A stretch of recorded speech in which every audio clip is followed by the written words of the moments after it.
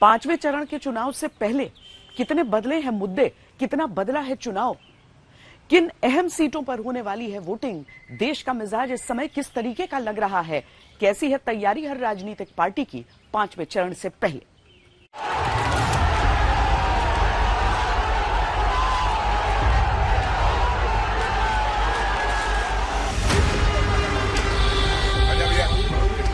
लखनऊ की जनता का स्नेह मुझे प्राप्त है, मैं पूरी तरह से आश्वस्त हूं। हैट्रिक तो प्राप्त होगी ऐसा मुझे पक्का विश्वास है।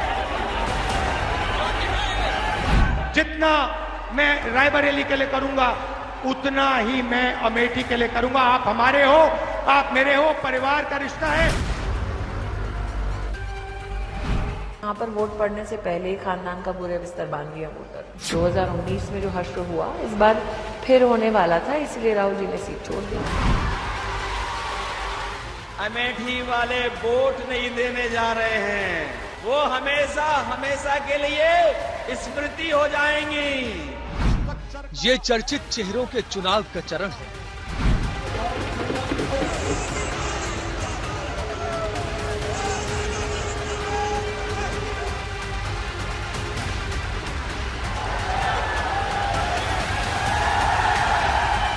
महात्मा ज्योतिबा फुले की, ये पार्टियों की प्रतिष्ठा के चुनाव का चरण है। छत्रपति शिवाजी महाराज की। किशोरी जी को जिताइए भारी बहुमत से कम 4-5 लाख से किशोरी जी को जिताइए। बीजेपी की साधारण कार्यकर्ता को हराने के लिए पूरा खानदान चाहिए, पूरा इकोसिस्टम चाहिए, पूर्व मुख्यमंत्री भी चाहिए। तो आप सोचिए एक साधारण कार्यकर्ता की बीजेपी में कितना कौशल होगा, संगठन की कितनी शक्ति होगी। जब चुनाव की हार जब दिखाई देने लगती है तो स्वाभाविक है वो आक्रामकता भी दिखाई देगी, वो बौखलाहट भी दिखाई देगी। तमाम तंजीमें जो है ये सब बीजेपी के इशारे पर चलते सिर्फ और सिर्फ इनका निशाना जो है वो नेशनल कॉन्फ्रेंस है। यूपी में विरासत की सियासत में चुनाव का चरण है। बंगाल बिहार में टकराव की राजनीति में चुनाव का चरण है। महाराष्ट्र में पावर और परिवार की पॉलिटिक्स में चुनाव का चरण है। पांचवें चरण का चुनाव एनडीए और गठबंधन इंडिया के बीच टाइट फाइट का चुनाव है। व्यक्तिगत छवियां दांव पर है, विचारधाराएं दांव पर है। गठबंधन इंडिया की पूरी ताकत सत्ता में वापसी के लिए इन आखिरी चरणों में अपने दम खम को तोलने का चुनाव है। पर चुनाव के इन स्लॉग ओवर्स में बीजेपी के लिए ज्यादा से ज्यादा सीटें बटोरकर जीत की हैट्रिक की ओर बढ़ने का प्रेशर भी है। पांचवें चरण के चुनाव में उत्तर प्रदेश की 14, महाराष्ट्र की 13, पश्चिम बंगाल की 7, ओडिशा की 5, बिहार की 5, झारखंड की 3, जम्मू कश्मीर और लद्दाख की एक सीट शामिल है। 2019 के पिछले लोकसभा चुनाव में पांचवें चरण की इन 49 सीटों में से अकेले बीजेपी की 32 सीटें सहित एनडीए ने कुल 41 सीटें जीती थी। यूपी में एक रायबरेली छोड़कर कांग्रेस को शेष 7 राज्यों में एक भी सीट नहीं मिली थी। 4 चरण में इंडी अलायंस का सुपड़ा साफ हो गया और मोदी जी पूर्ण बहुमत प्राप्त कर तेज गति से 400 की ओर आगे बढ़ने का काम नरेंद्र मोदी के नेतृत्व में भारतीय जनता पार्टी करेगी। इस बार अगर देखा जाए तो यूपी में रायबरेली से राहुल गांधी, अमेठी में स्मृति ईरानी, लखनऊ से राजनाथ सिंह, मुंबई नॉर्थ से पीयूष गोयल, बिहार सारण से राजीव प्रताप रूडी, हाजीपुर से चिराग पासवान वो विशिष्ट सीटें मानी जा सकती हैं जिन पर सबकी निगाहें लगी रही।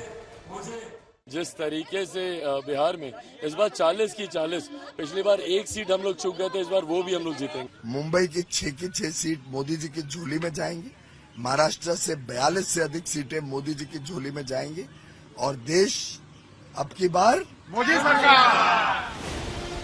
2019 के मुकाबले कई जगहों पर परिस्थितियां बदली हैं। महाराष्ट्र में शिवसेना 2 हिस्सों में बटी, एनसीपी 2 हिस्सों में बटी, यूपी में कांग्रेस और समाजवादी पार्टी साथ आए हैं। इन 2 बड़े राज्यों में ही सबसे अधिक सीटों पर पांचवें चरण में चुनाव हो रहा है।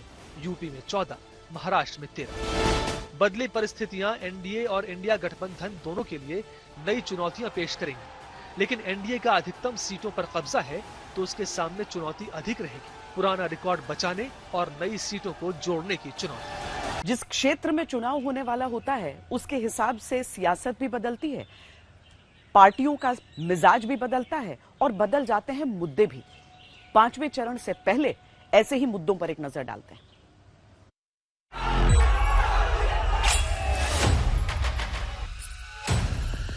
पर्सनल लॉ को आप आगे बढ़ाएंगे तो क्या ये देश अब शरिया के आधार पर चलेगा?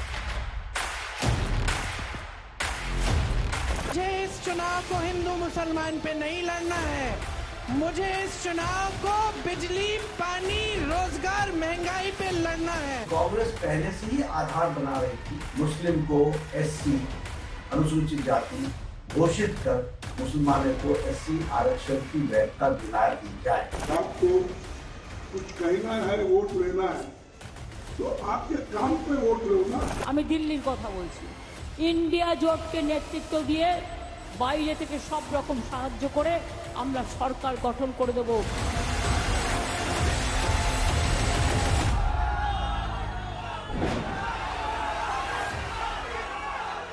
जब तक मोदी है सीएए कानून को भी कोई रद्द नहीं कर पाएगा। আমার ইচ্ছে সর্বধর্ম সমন্বয়, আমার ইচ্ছে আপনাদের নিরাপত্তা, আপনাদের জীবন, no NRC, no cash, no uniform civil code. CAA के मुद्दे पर सबसे अधिक ममता बनर्जी केंद्र सरकार पर हमलावर रही हैं।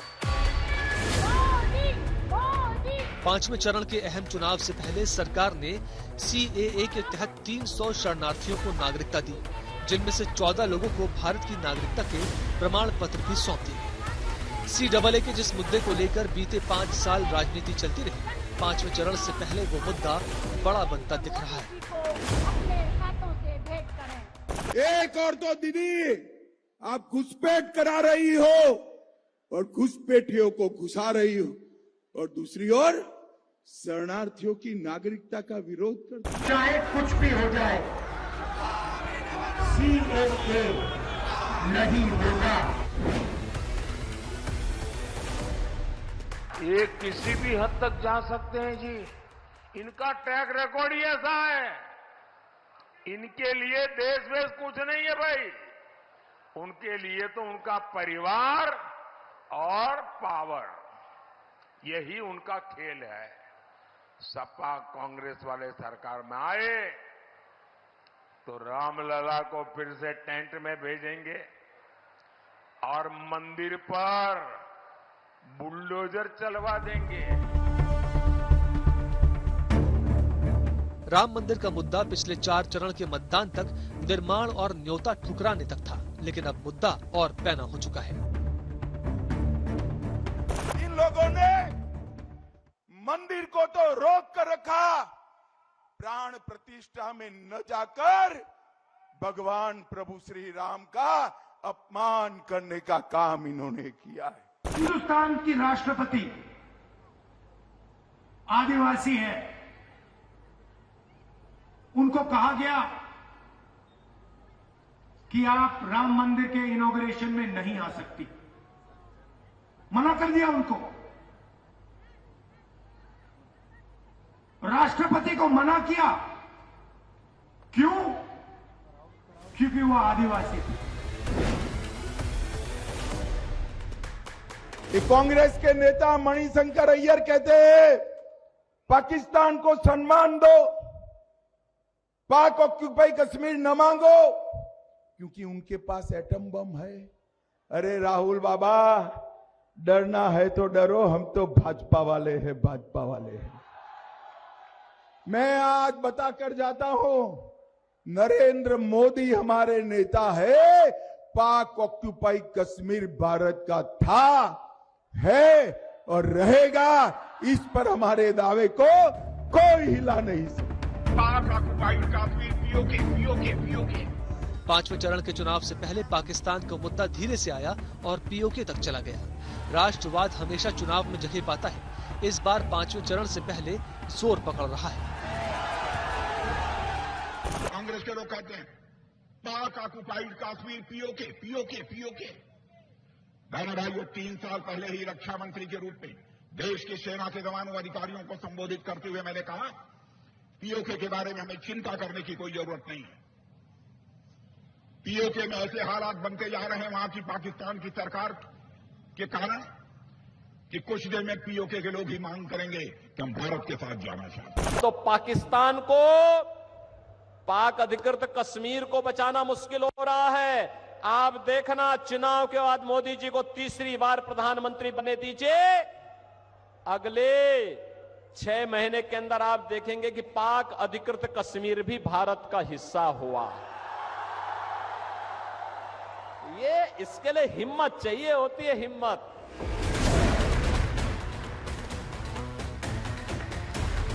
मुस्लिम आरक्षण का मुद्दा बीते 4 चरणों में भी सुनाई देता रहा, लेकिन 5वें चरण के मतदान से पहले इसने काफी तेजी पकड़ ली। कि मोदी जिंदा है तब तक जो संविधान सभा की मूल भावना है कि धर्म के आधार पर आरक्षण नहीं होगा, मैं इसके लिए लड़ाई लड़ूंगा, मेरी जान खपा दूंगा मैं इसके लिए। धर्म के आधार पर आरक्षण, धर्म के आधार पर आपने देश को बांट दिया एक बार, अभी धर्म के आधार पर आप ये करोगे क्या? सिर्फ अपना पद बना रहे, चेयर मिलती रहे, इसलिए ये खेलते करोगे?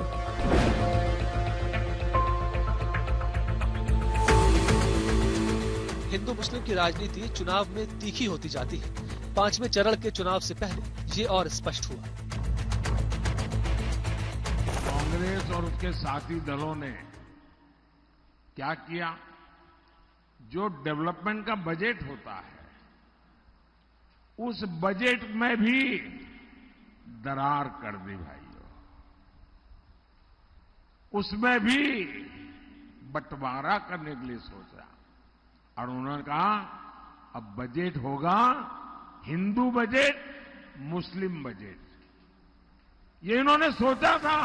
ये सिर्फ झूठ फैलाते हैं। आज तो ये हद हो गई है कि कल प्रधानमंत्री जी ने बोला कि मेरे पहले के सारे बयान गलत थे। वो 10 सालों से राजनीति कर रहे हैं धर्म के आधार पर। हर चुनाव को हिंदू मुसलमान बनाते हैं कि नहीं बनाते हैं? बनाते हैं। कल ये कहते हैं कि मैंने कभी ऐसा नहीं किया, कि अगर मैं ऐसा करता हूं तो मैं इस पद को रखने के मैं लायक ही नहीं हूं। तो 10 सालों से क्या कर रहे थे आप?